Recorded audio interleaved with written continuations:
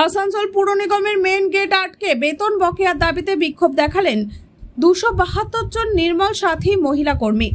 অভিযোগ, 4 মাস কাজের পর মেলে 1 মাসের বেতন, দেওয়া হচ্ছে 22 দিনের কাজ। ঘটনায় পুর ভবনের প্রবেশ আটকে পড়েন কাউন্সিলররা। পরে পুলিশ এলে পরিস্থিতি নিয়ন্ত্রণে আসে। 4 মাসের পেমেন্ট আমাদের ক্লিয়ার করতে হবে।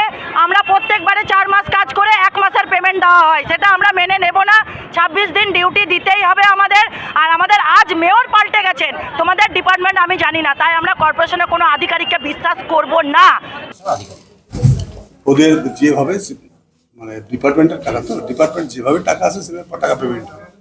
এবার এখন মনে 2 মাসের মনে হয়ে এসে গেছে 2 মাসের পেমেন্টটা পেমেন্ট করে ওদের। ওরা আমাদের সাথে বারবার দেখা করে গেছে, আমরা বলেও দিচ্ছি ডিপার্টমেন্টের ব্যাপারে যে ডিপার্টমেন্ট টাকা দিলেই হয়ে যাবে।